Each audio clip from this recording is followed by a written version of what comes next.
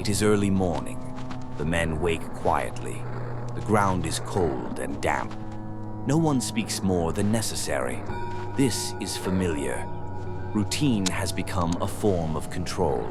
For Thomas and the others, the day begins like many before it, with waiting. It is the 25th of May, 1940. German forces have advanced across France at a speed few expected. Allied units are falling back under pressure. Their movement is no longer strategic. It is necessary. All roads now lead north, toward the coast, toward Dunkirk. Behind them, a determined enemy. Ahead of them, the sea. In distant offices and war rooms, plans are being discussed. There is urgency and uncertainty. Time is limited, and options are narrowing. No one says much. Something is coming. Everyone feels it. The German command is preparing as well. Their advance has been deliberate, measured. They understand the value of pressure, and they intend to keep it.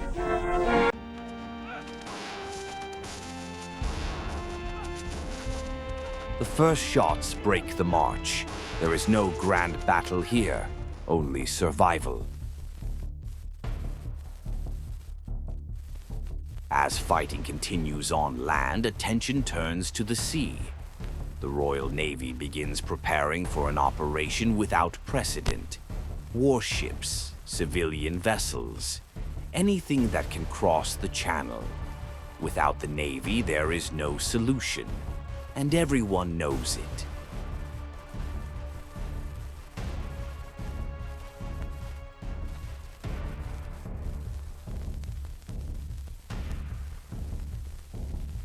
While the Allies regroup, the German command continues to plan. Their advance is methodical.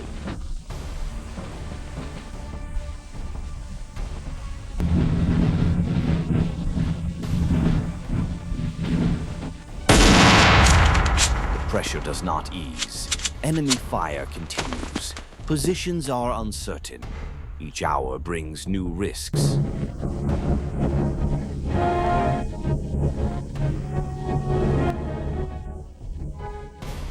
The war has already claimed its first American life, a clear sign that this conflict will not remain distant. Allied leaders confer briefly. What comes next will affect millions.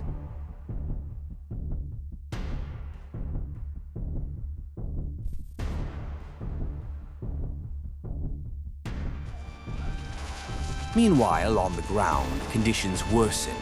Contact with the enemy increases.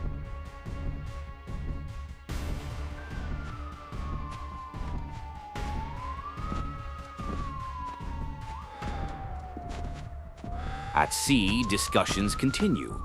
Reports are reviewed. Possible outcomes are considered. Time is weighed carefully.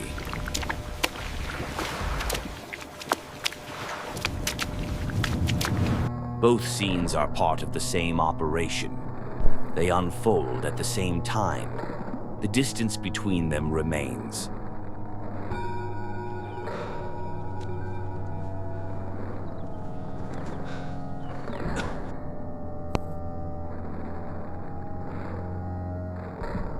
On land, the men wait. They rest where they can. There is little comfort. Fatigue sets in.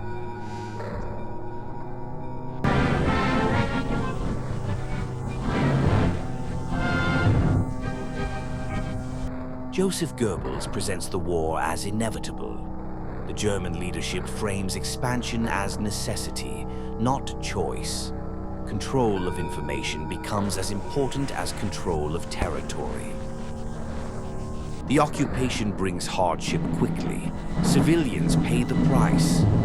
For the men waiting on the ground, anticipation grows. They know what may be coming.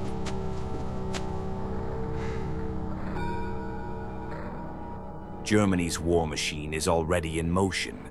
Operations are planned months in advance. Norway is taken quickly. Resistance is overwhelmed. Occupation follows immediately. Administration, control, and repression arrive together. The campaign is efficient and deliberately harsh. Civilians are not spared. Order is enforced without negotiation. What begins as invasion becomes domination.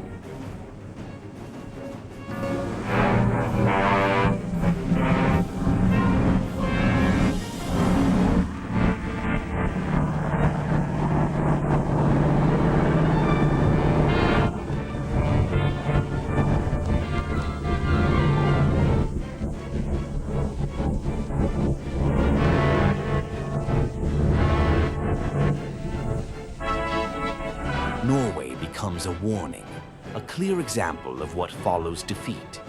For Thomas and the others, the message is understood. What is coming will be unforgiving.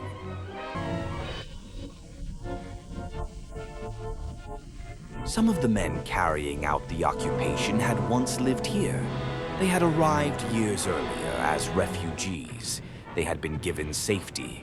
Now they return as soldiers. That fact is not lost on those watching from afar.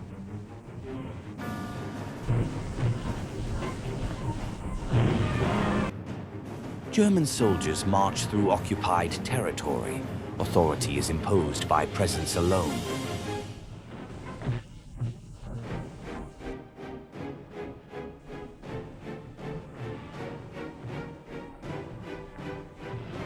Troops move through Norway with discipline and speed. Control is established quickly.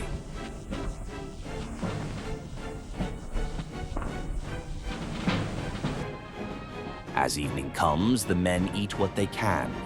There is little conversation, little appetite. Routine continues, even under strain. Quiet conversations spread through the camp.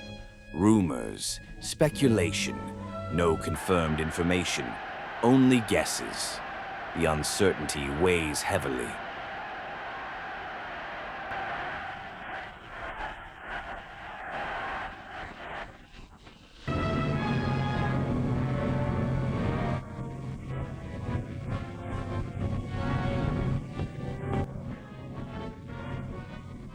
Nearby, fresh graves mark recent losses. They serve as a reminder. Death is not distant. It is already here. Night falls over the coast. Thomas stands alone, smoking quietly. He looks out across the water. He does not know what tomorrow will bring, only that it will not be like today. By morning, this place will have a name: Dunkirk.